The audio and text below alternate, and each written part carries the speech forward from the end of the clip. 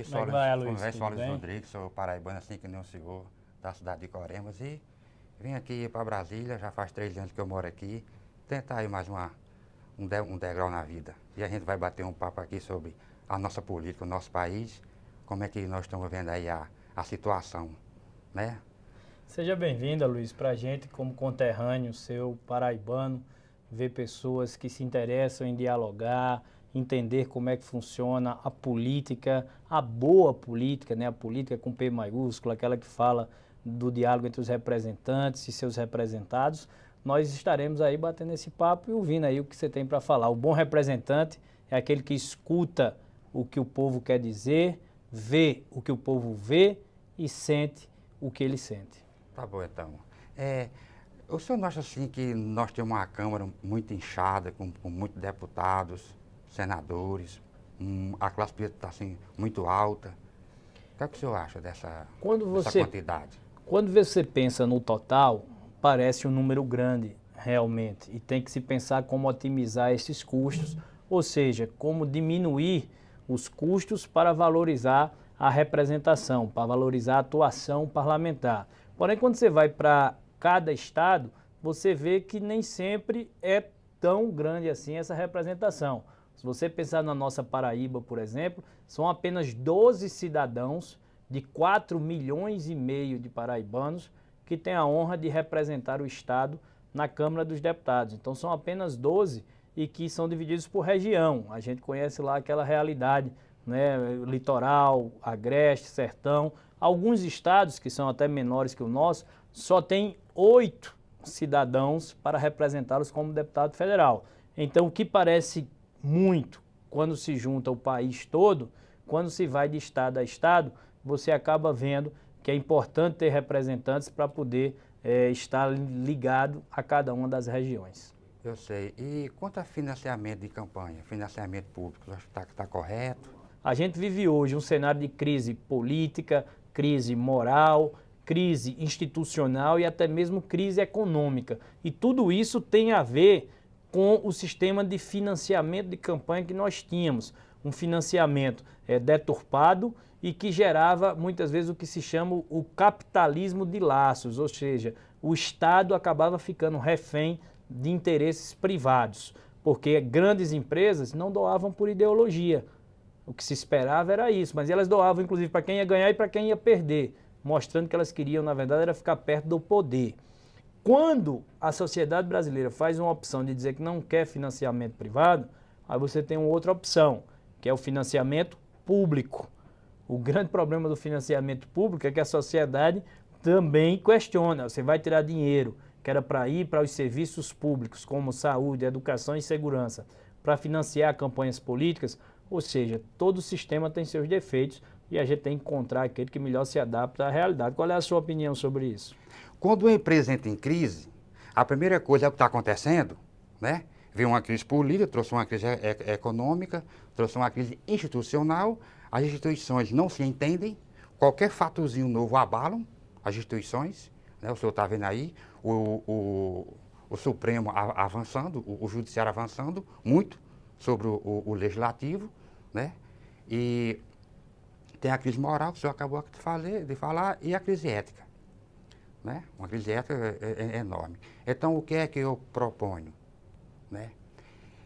A empresa, quando ela entra em crise, ela corta na carne. Quem é a carne? Primeiro o funcionário que paga a conta. Aí ela paga, ela vai diminuir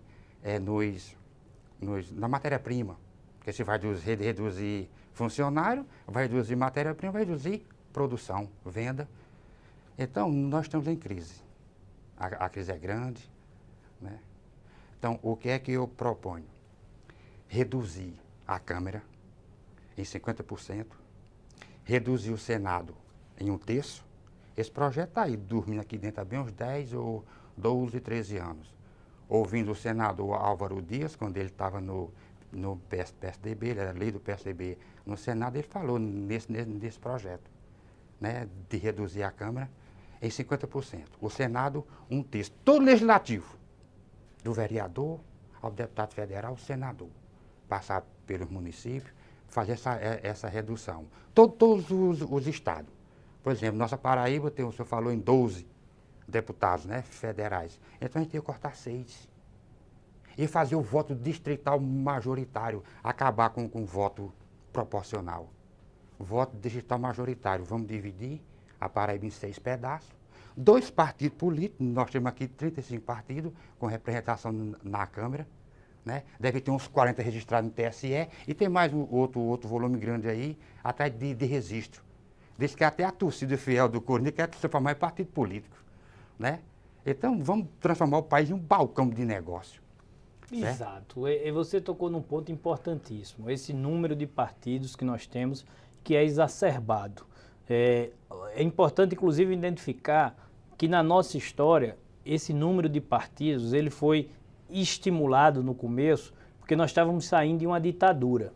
Então, se você sai de um sistema de ditadura, onde prevalece o autoritarismo, é importante que você dê condições para que o cidadão encontre espaço para exercer a função política. O problema é que passou da conta, como você está dizendo. Nós chegamos hoje a 33 e a cada tempo, a cada ano, aumenta mais. Isso, qual é o problema que isso causa? Falta de identidade com o eleitor. Ou seja, o eleitor não consegue se identificar com um partido, porque a cada dia ele vê vários defendendo a mesma ideia, ou um partido, para não ficar só com um entre 33, ele acaba defendendo de tudo um pouco. E isso gera realmente essa distorção. É diferente, e vamos pegar o exemplo que muitos conhecem, que é o dos Estados Unidos, onde você tem os republicanos e também os democratas. E eles têm linhas muito definidas de ação. Um é a favor da diminuição de impostos, outro é a favor de políticas sociais mais abrangentes, e tudo isso você encontra uma relação de custo-benefício, ou seja, para que você tenha muitas vezes algum benefício, alguém tem de pagar essa conta. No Brasil, você não consegue identificar essas diferenças. Hoje no Brasil, praticamente quase todos os partidos caminham para o centro, porque não conseguem gerar essa identidade com o eleitor. Eu defendo, e aí nessa reforma política, uma redução no número de partidos. Agora que também não chegue ao extremo do bipartidarismo, de você ter apenas 2. Eu acho que é pouco. Eu acho que a gente tem a cláusula de barreira, que é a chamada cláusula de desempenho, que é para que um partido, para ele poder existir com fundo partidário e tempo de televisão, que são as grandes prerrogativas que o partido tem para se apresentar à população, ele precisa ter um mínimo de reconhecimento, que é um mínimo de votação a nível nacional. Então, se a gente pudesse ter um sistema que reduzisse para cerca de 8 partidos, você daria a todo cidadão a oportunidade de escolher. Você teria 2 ali à esquerda, 2 ao centro, 2 partidos que defendem ideias de direita, e você teria condições ali, 2 partidos tradicionais, para que você desse ao eleitor também um conforto, para não dizer, se não for um, é o outro. Então, eu defendo e concordo com você, a gente precisa reduzir o número de partidos para gerar identidade entre o eleitor e o seu representante. Com o voto distrital, majoritário, 2 partidos políticos, funciona nos Estados Unidos, funciona lá, funciona cá. Qual é a diferença? É homens, é administradores que falta? É cultura. Pois é, então a gente tem nos Estados Unidos 100 senadores, 2 senadores por estados. Nós temos aqui 3 por estado. Eram 2, aumentou para 3. Nós temos São Paulo com mais de 40 milhões de habitantes, com 3 senadores. Nós temos o Acre, que não tem 1 milhão de habitantes, com 3 senadores. Porque o Senado é a casa da igualdade, a Câmara é a casa da desigualdade. Com o voto distrital, majoritário, 2 partidos políticos, certo? Disputando por 2 candidatos, cada partido apresentar o seu candidato, pessoas que moram ali dentro daquele distrito, que conheçam os problemas do distrito, que está próximo do povo. Aí o deputado vai ser um representante de fato do povo. Ele vai trazer os problemas do seu povo para dentro da Câmara para ser debatido. Eleição barata. Vamos lá. É o seguinte, esse cidadão que já está perto do lugar onde mora e tem essa ligação com o que acontece no dia a dia na vida das pessoas, o nosso sistema político já proporciona. É o vereador, que você conhece, está lá, é o para-choque do povo, é o que está o cara batendo na porta dele no dia a dia. E você tem, inclusive, o próprio deputado estadual, que é alguém que tem essa ligação. A gente não pode perder de campo a visão de ter um deputado federal aqui que tenha condições de trabalhar ideias macro, discutir grandes temas da nação, como a questão tributária, como as emendas à Constituição Federal, como resgatar o país para o rumo do desenvolvimento e voltar a crescer. Não dá para a gente ficar se preocupando só com a ideia, como se fosse a ideia da gente ter um vereador federal, ou seja, aquela pessoa que está aqui na Câmara dos Deputados, como você disse, para discutir o problema da rua que não está calçada, do conjunto habitacional. Então, acho que essa divisão de tarefas ela é necessária para o Brasil. A gente já tem o vereador que resolve o problema do seu bairro. Você já tem o deputado estadual que resolve o problema da cidade e da região. E eu acho que o deputado federal, ele é uma pessoa que tem que estar capacitada, preparada e escolhida para discutir os temas da nação. E é isso que a gente tenta fazer com esse modelo. O sistema distrital, ele é bem-vindo, porque ele vai dar a cada região um representante. Mas que a visão não seja aquela de estar ali resolvendo os problemas locais, a ponte que quebrou, o calçamento que não saiu. Isso o vereador e o deputado estadual eles fazem. Eu acho que é importante, e o Brasil tem carência disso. Pessoas que pensem os rumos que a nossa nação precisa tomar. É exatamente isso aí. O voto distrital, no caso do município, reduzindo, começa por aí. O vereador, né, está ali bem próximo do povo, certo? Com o voto distrital feito no município, primeiro faz para o vereador, para o deputado estadual e o deputado federal. Cada um ia ter ali seu eleitor, certo? Cada um levando seus problemas para cada um. O vereador levando seus problemas para o deputado estadual, o deputado estadual levando para o federal, cada um tendo. O que eu quero, aonde eu quero chegar, é baratear. O senhor está vendo aí o que é que está acontecendo? Por isso é a questão do financiamento que a gente estava falando.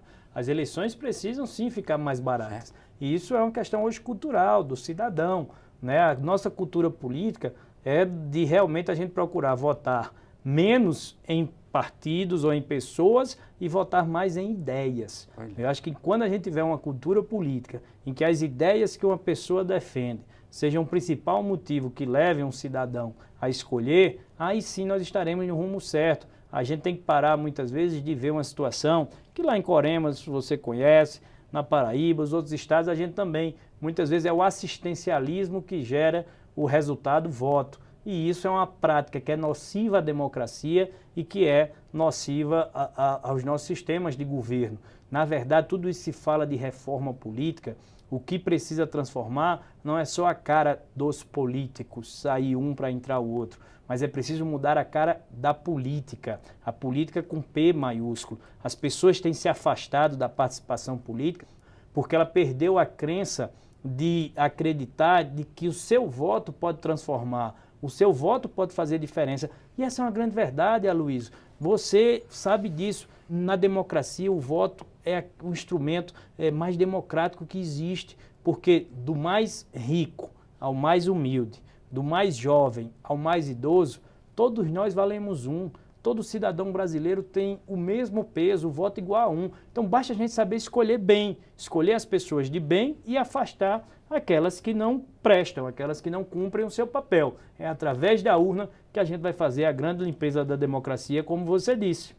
Pois é, essa redução ia ser boa para o país e botar ali uma barreira para o legislador, ele não vir para o executivo.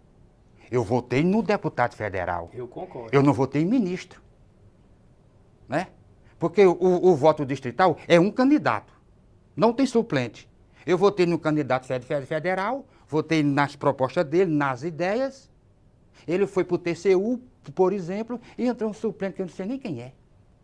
Suplente se é da coligação, se é do partido, aí fica a briga entre Câmara. O suplente é da coligação, o Supremo é do partido. E ninguém quer assumir a responsabilidade da coisa. Então, era botar essa barreira. Deputado é deputado, senador é senador, fica proibido. Essa é uma boa. Proibido. Não vai para o executivo, porque aí vai abrir brecha para outro. E com voto distrital, não. É um, fica ali dentro, né? Caçado. Se for caçado ou morrer, ou as coisas que tem aí para um assumir, poderia assumir o segundo colocado. Eu concordo, eu sou contra a figura do suplente.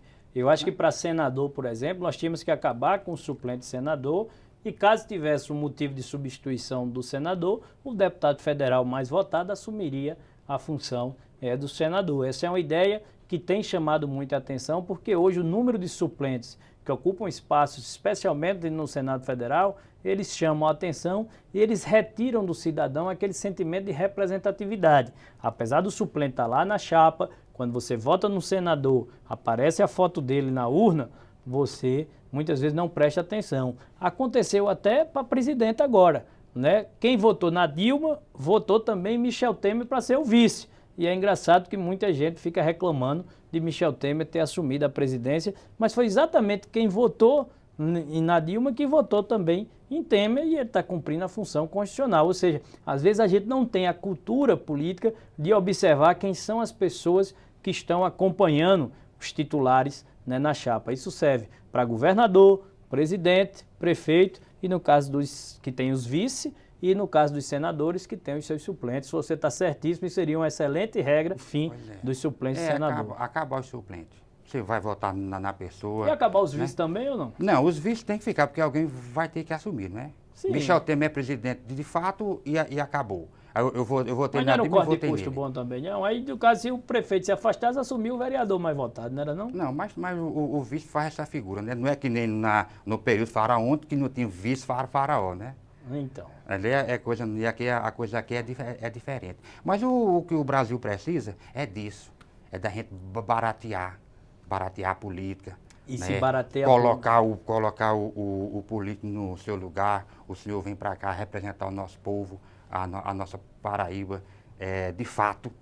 E bem representado. De fato, lá dentro do distrito, vamos ali fazer esse voto distrital, luto por isso aí, levanta essa bandeira, viste essa camisa. O senhor tem mais representatividade do que eu sou só um cidadão, né, pacato, não tenho assim tanta cultura para debater, né? Eu acredito que o cidadão ele tem de ser ouvido. A gente volta a dizer, o bom representante é aquele que vê o que o povo vê, sente o que o povo sente e escuta o que ele tem para dizer. Essa é a função de ser representante. Ser representante, ser um deputado federal, é ser ponte.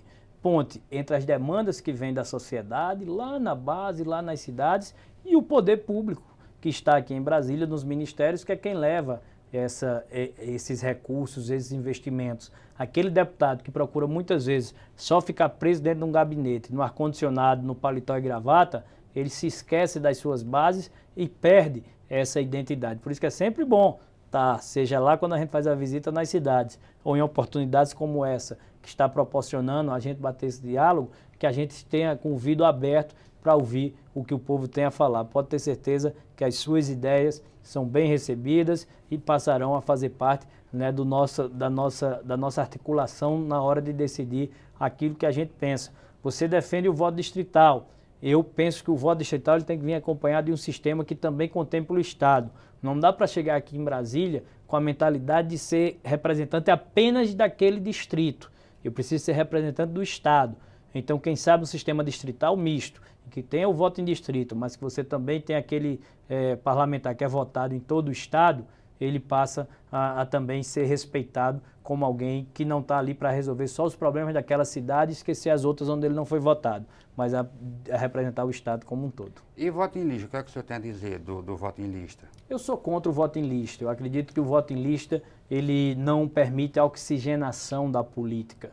Todo esse cenário que nós vivemos, ele faz com que a sociedade hoje ela queira oxigenar, ela queira refrescar a ideia e a imagem dos partidos e dos políticos. Por isso que eu digo que é preciso mudar não apenas a cara dos políticos, mas a cara da política. Nós temos hoje uma juventude que se afasta da política exatamente porque ela pensa que não pode interferir. A gente precisa mudar essa ideia. Não dá para se ter hoje uma nova geração brasileira inerte, uma geração fora da política que não participa. Muito pelo contrário, quem não participa perde o direito de reclamar de um Brasil que não ajudou a construir. Por isso que é importante escolher. E a gente tem feito essa luta aí para que as pessoas participem mais, para que a gente consiga transformar a política e a lista fechada, ela não permite essa oxigenação, essa capacidade de você deixar que o cidadão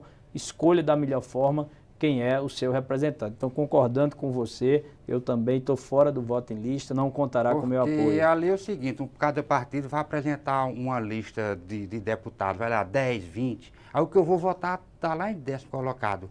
Quem tem prioridade? Quem tem mandato. Não é isso? Isso. A proposta do voto em lista é isso. Né? Isso. Aí nós vamos acabar com a nossa Constituição. Né?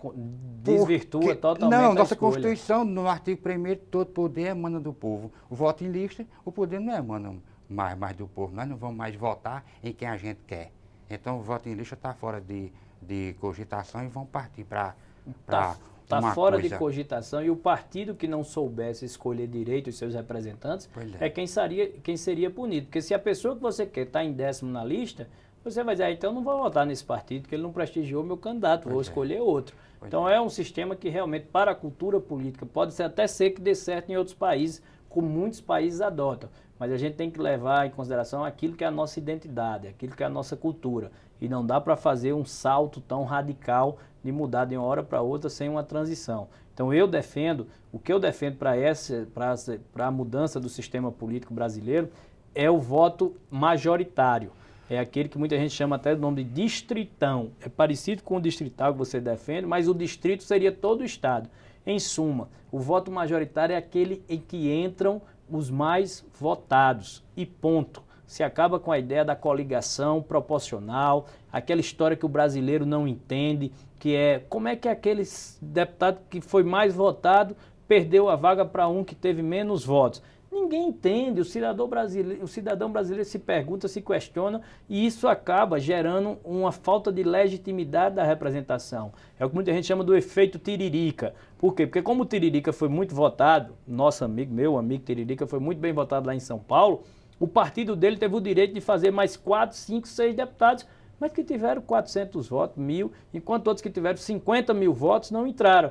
E isso o cidadão diz, como é que está lá uma pessoa que não me representa? Porque, em tese, aquele partido era para ele todo representar o que pensa o cidadão, e a gente já discutiu isso. Não é assim. Então, o voto majoritário, ele dá ao cidadão o direito de ver sentado na cadeira aqueles que foram escolhidos pelo maior número de pessoas. Isso é democracia. Então, a reforma política é uma grande discussão, Aloysio, e essa sua presença aqui, esse seu debate, mostra como o cidadão tem muito a contribuir. Porque, se nós não temos ainda o consenso de qual é o melhor modelo, né? Às vezes eu penso de um jeito, você de outro, quem está em casa pensa de outra forma, mas nós temos um consenso. Estamos partindo de algo que é comum. O atual modelo se exauriu, se esgotou, só deu vez a escândalos, e escândalos que, se não mudarmos nada, vão se repetir, só vão mudar as caras. Por isso, sim, é preciso fazer essa mudança e mudar de forma forte. Não adianta fazer remendo em tecido podre, você sabe. Se fazer remendo em tecido podre, vai rasgar de novo. Quando esticar, rasga. Então, a gente precisa realmente, a gente está partindo de um ponto de que todo mundo quer mudar. O que a gente tem que definir é aonde nós queremos chegar, e é através de diálogos como esse que proporciona essa identidade. Sabe o que é que eu tenho escutado muito das pessoas? Pouca gente pouco se importa com que sistema político vai valer. O que precisa mudar são os princípios, são os conceitos na política. A nossa democracia tem que ser feita com mais transparência e com mais coerência. O que é transparência? É você saber o que o deputado gastou para se eleger, quanto ele ganha, o quanto ele custa e o que ele vale. E coerência é que aquilo que a gente defende na campanha coincida com aquilo que a gente faz durante o nosso mandato. Porque o que o povo está cansado também é de muita promessa, né? Se promete na hora da campanha e na hora do mandato é totalmente diferente. Então, transparência e coerência são dois temas que, em qualquer modelo que escolhermos, tem que estar dando norte, tem que estar privilegiando aquilo que a gente defende. A gente tem que definir o que é política. Política é o quê? É contribuição? O senhor está aqui dando a sua contribuição, está emprestando seus conhecimento, ou é profissão? Tem a história da nuvem, né? O que é política? Política é igual a nuvem. Se olha para uma nuvem, ela está de um jeito, baixa a cabeça, Olha, ela está de outro jeito. É a nossa política. O que foi que Aristóteles disse da política? 2 palavras. Política é arte e ciência. Arte, dom, e ciência para você debater os assuntos. A gente tem que mudar realmente por dentro, começar da cultura política. Esse é o nosso maior desafio, Aloysio. Mudar a lei talvez seja a parte mais fácil. O grande desafio é mudar o homem, é mudar a cultura, é fazer que o cidadão entenda que é preciso ele escolher pelas ideias, deixar em segundo plano às vezes as ajudas que chegam, as benesses que chegam, as promessas ilusórias que são feitas, e é nesse caminho que a gente vai conseguir transformar para melhor o Brasil, através das boas escolhas, tirando da política aqueles que não merecem a confiança da população. Por isso que o cidadão tem que escolher bem. É exatamente o que você está falando, escolha pelas ideias, escolha pessoas que lhe representam bem, que você confia. Claro que tem divergência, nem com quem a gente casa a gente concorda 100%, imagine quem a gente vota. Mas aquela pessoa com quem a gente tem identidade, que pensa como a gente pensa e que vai fazer a defesa daquilo que é mais importante para a gente, é aquele que deve merecer o nosso apoio. Então foi muito bom encontrar esse conterrâneo. Valeu. Espero que você tenha a oportunidade de voltar a Coremas, visitar aquele açude bacana, açude seco, né? que abastece de água e mata a sede de muitos cidadãos paraibanos. Vem da sua terra, da nossa terra, Coremas. Paraíba, então é um prazer, Aloysio. Seja bem-vindo e parabéns por ser cidadão participativo. Porque participar não é só ir na urna de 4 em 4 anos para apertar os números, dar as costas e ir embora, né? Participar é vigilância permanente, cobrando os 4 anos e do seu representante que ele faça aquilo que é bom para o nosso estado e para o Brasil. Valeu. Tá bom, muito obrigado.